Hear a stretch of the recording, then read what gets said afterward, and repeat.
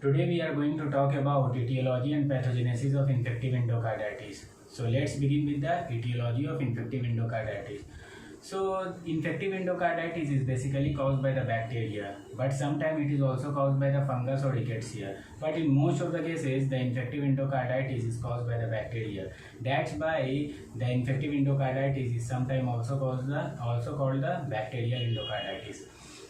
Now the bacteria which cause the infective endocarditis is actually the native of our body. What does it mean? It means the bacteria which cause the infective endocarditis is already associated with our body. For example, some bacteria is associated with our skin, some bacteria is associated with our oral cavity, some bacteria is associated with our upper respiratory tract, and the group of bacteria which is associated with our oral cavity or the skin or upper respiratory tract include Streptococcus viridans, Staphylococcus aureus, and the Haeche organism.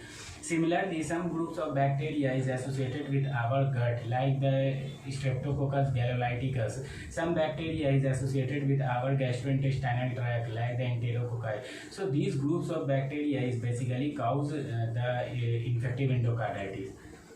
So when we talk about the etiology of infective endocarditis, so what happens?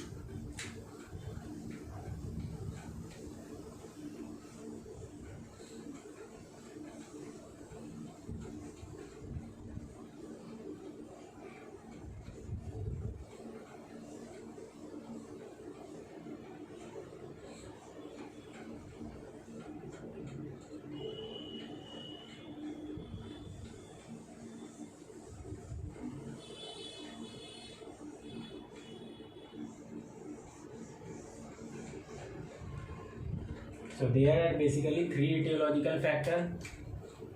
First one is the bacteria.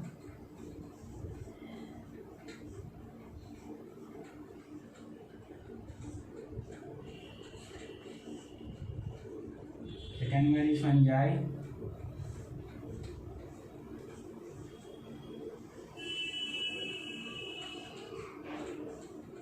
And the third one is rickettsia. Now the bacteria is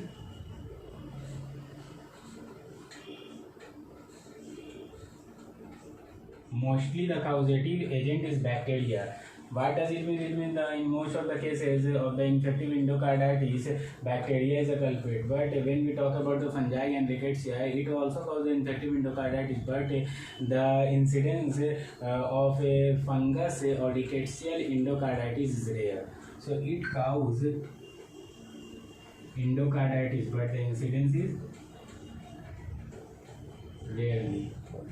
So this is basically the three etiological factor. Now when we talk about the bacteria, so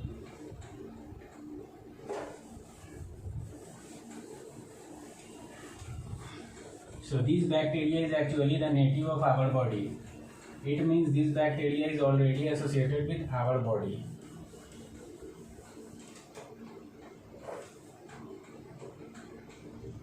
So the bacteria, when we talk about the bacteria,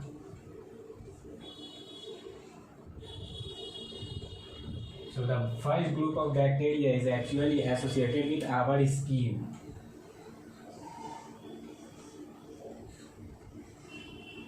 Or oral cavity.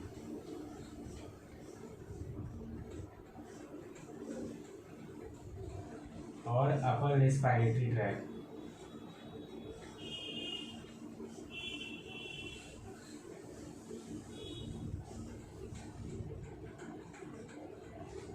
And the group of bacteria which is associated with these regions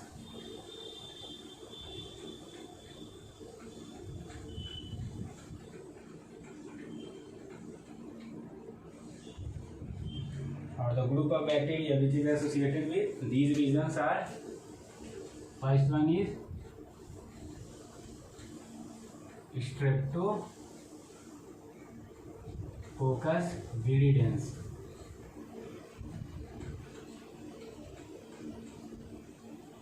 Staphylococcus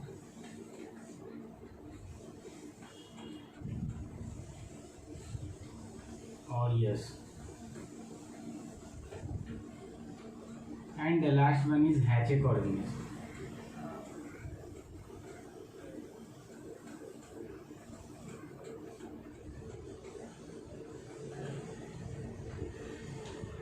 So this is the first group of bacteria, and this group of bacteria is associated with skin, oral cavity, upper respiratory tract, and it includes Streptococcus viridans, Staphylococcus aureus, and Haemococcus. Now, what is the meaning of Haemococcus? Haemococcus is actually the group of 5 bacterial species. So when we talk about these Haemococcus,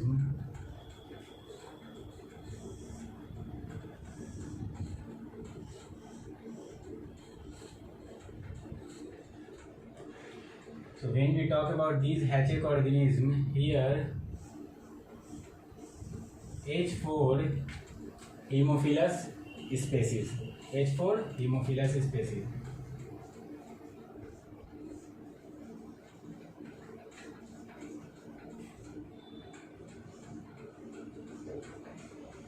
And it include H4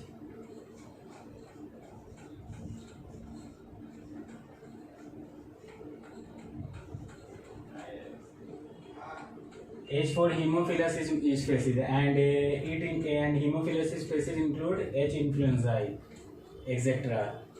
And when we talk about the next, that is the A. So A4 Actinobacillus species. A4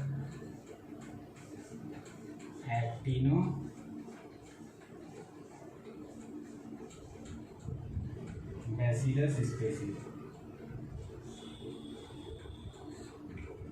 A4 Actinobacillus species, and it include what? It include Actinobacillus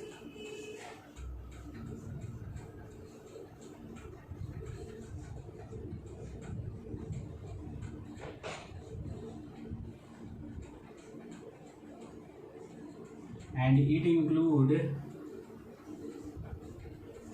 Actinobacillus actinomyces temcomitans. So it is basically A4 Actinobacillus species, and Actinobacillus species that is responsible for infective endocarditis is Actinobacillus actinomyces temcomitans. Besides these, other organisms also cause other species of the Actinobacillus species also cause the infective endocarditis, but here I mention only one species name.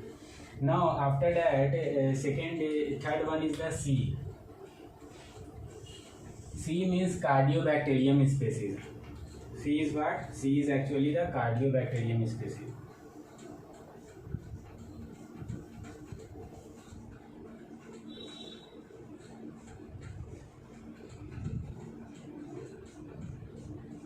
And the Cardiobacterium species that cause the infective endocarditis include Cardiobacterium hominis.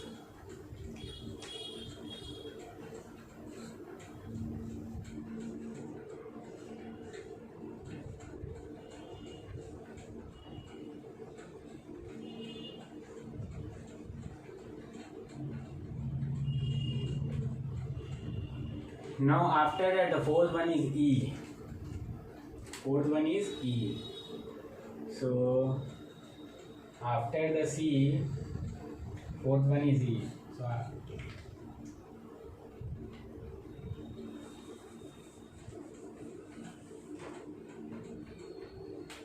fourth one is E. E represent the Echinella species. E represent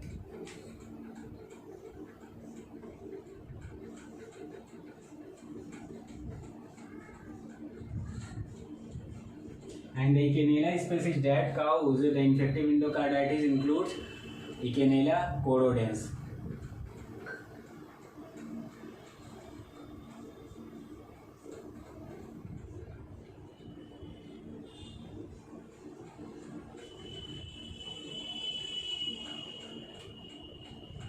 Now after that, the last one is K.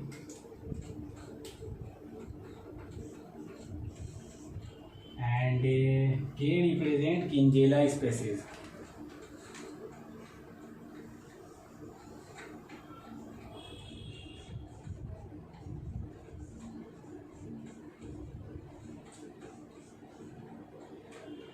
And the Kingella species that cause infective endocarditis is Kingella kingai.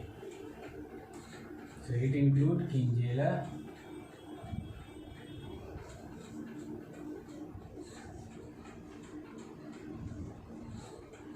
So this is basically the first group of organisms. The first group of bacteria that cause infective endocarditis is the native of skin, oral cavity and upper respiratory tract, and these bacteria include Streptococcus viridum, Staphylococcus aureus and Hatchek organism. And here Hatchek organism is actually the colony, or Hatchek organism is actually the combination of 5 bacterial species. H4 Haemophilus species, which include Haemophilus influenzae, etc. A4 Actinobacillus species like Actinobacillus, Actinomyces, Thermometes, etc.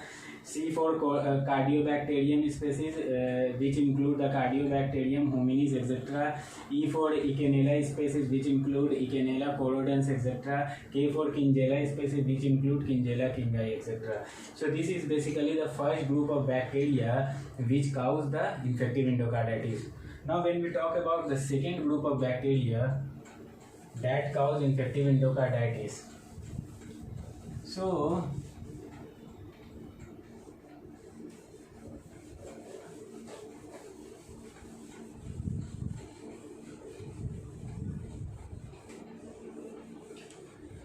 the second group of bacteria which cause the infective endocarditis is the native of gut.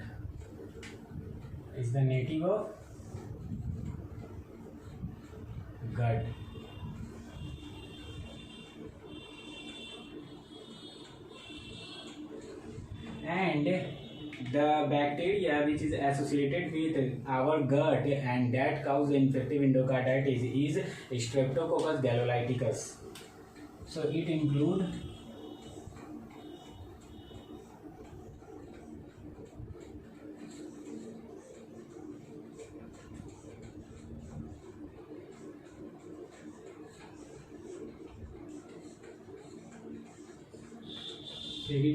Streptococcus gallolyticus.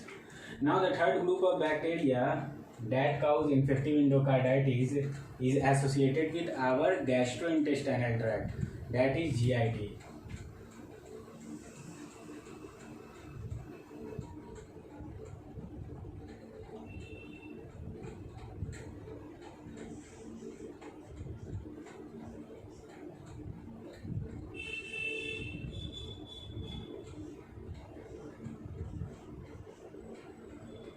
And the bacteria which is associated with our GIT and cause the infective endocarditis is Enterococci. So it include Enterococci. So this is actually the bacteria that cause the infective endocarditis.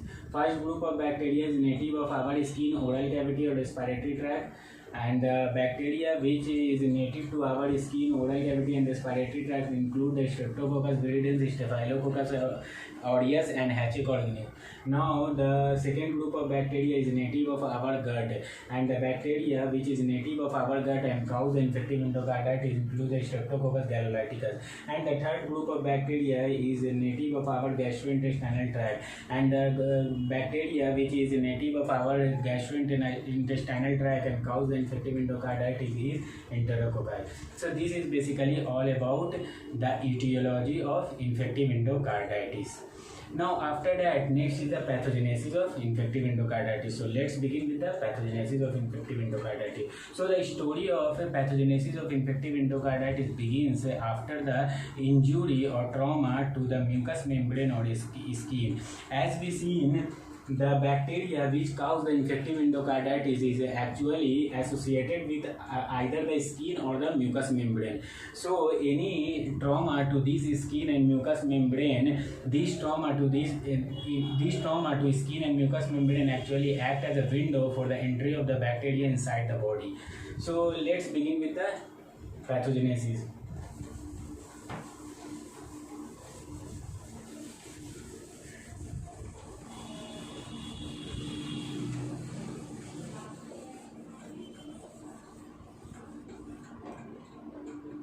So the story of pathogenesis of infective endocarditis begins any trauma to the mucous membrane or the skin, because those bacteria which cause the infective endocarditis is actually associated with either skin or the mucous membrane. So any trauma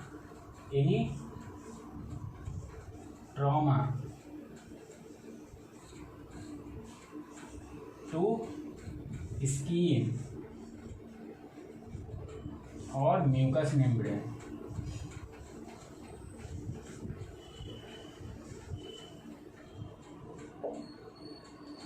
any trauma to the skin and mucous membrane initiate the pathogenesis of infective endocarditis, because these trauma to the skin and mucous membrane act as a window for the entry of the bacteria. Now if the bacteria enter into the body, these leads to the bacteremia. So it leads to the bacteremia.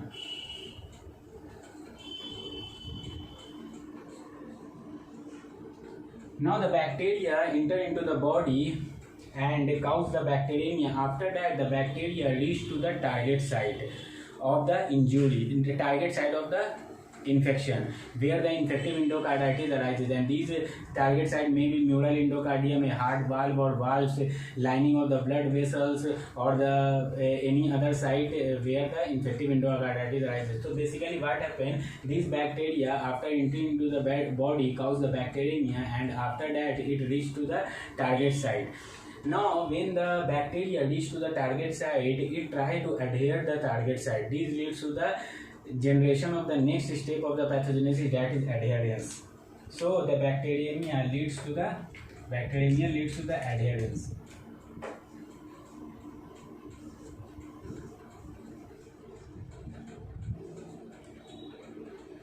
Now after adhere to the target site, these bacteria started to proliferate, and after proliferation it started to colonize. This leads to the colonization. So the adherence leads to the colonization. Now after the colonization, what happened? There is a vegetance formation take place. So after colonization, next is a vegetance.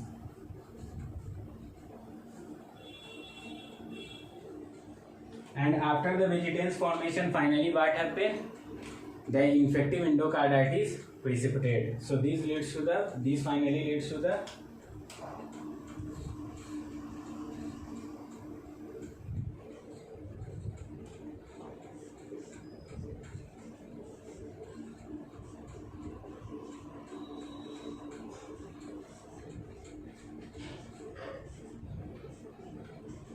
infective endocarditis. So this is basically all about the pathogenesis of infective endocarditis. So the story of the pathogenesis of infective endocarditis begins after the trauma to the skin and mucous membrane, and after the trauma to the skin and mucous membrane, these trauma act as a window for the entry of the bacteria. And if the bacteria enter into the body, these bacteria cause the bacteremia, and after the bacteria try to reach to the target site of the infection, and after reaching to the target site, these bacteria adhere to the target site, and after adherence, the bacteria start to proliferate and colonize. This leads to the colonization, and after the colonization, finally bacteria cause the vegetance formation that precipitate the infective endocarditis. Now after that, when we compare the pathogenesis of infective endocarditis to the non-infective endocarditis, so basically what happened in non-infective endocarditis? So this is the pathogenesis of infective endocarditis. Now when we see the pathogenesis of non-infective endocarditis, so basically what happened in non-infective endocarditis?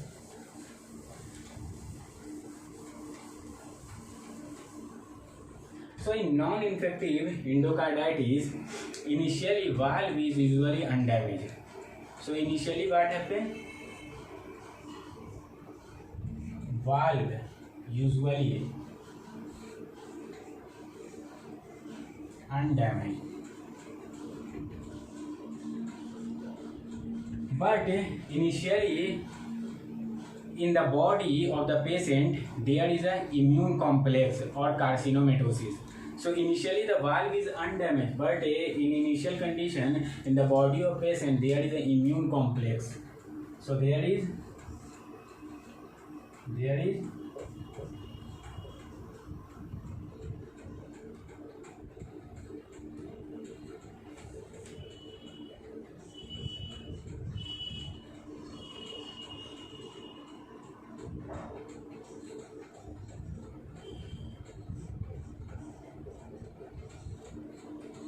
these immune complex is circulating in the body. So that's why this immune complex is known as circulating immune complex. So initially in the patient of body there is a circulating immune complex, and if there is no circulating immune complex, so in second condition there is a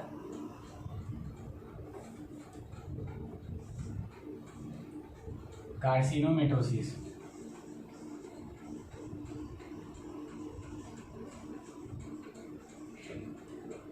Carcinomatosis is actually the clinical condition in which cancer is widely spread throughout the body.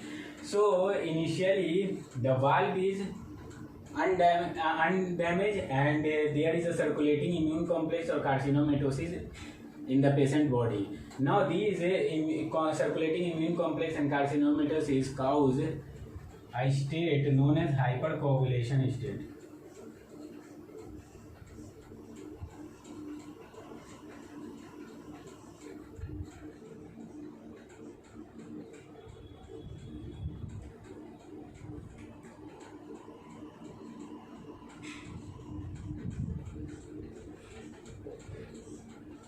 So circulating immune complexes and carcinomatosis precipitate a state known as hypercoagulation state. Now in hypercoagulation state, basically what happens, there is an increased tendency of the body towards the blood clotting. So this hypercoagulation state leads to the formation of platelet fibrin deposition. So it causes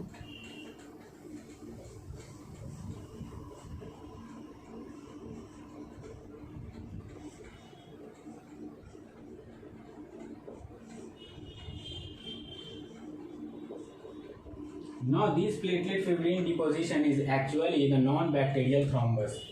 So this is actually the non-bacterial thrombus.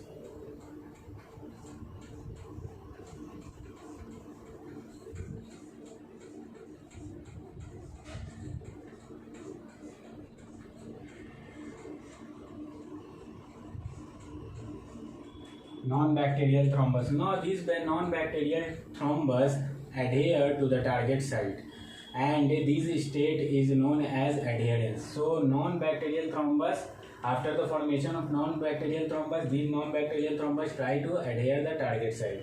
So there is a adherence.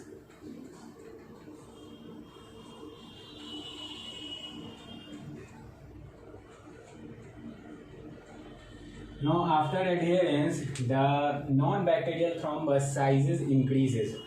So after the adherence, there is an increase in the size of the non-bacterial thrombus. So basically what happened?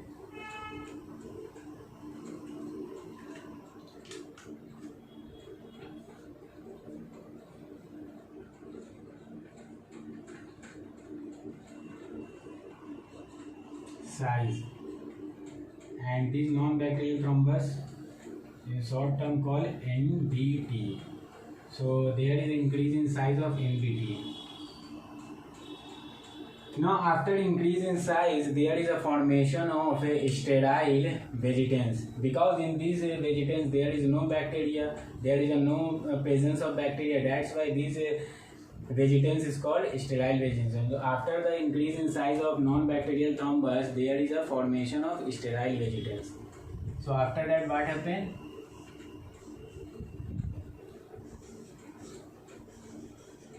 Sterile vegetance form, and after the sterile vegetance, there is a generation of non-bacterial or non-infective endocarditis. So finally what happened? Non-infective endocarditis precipitate.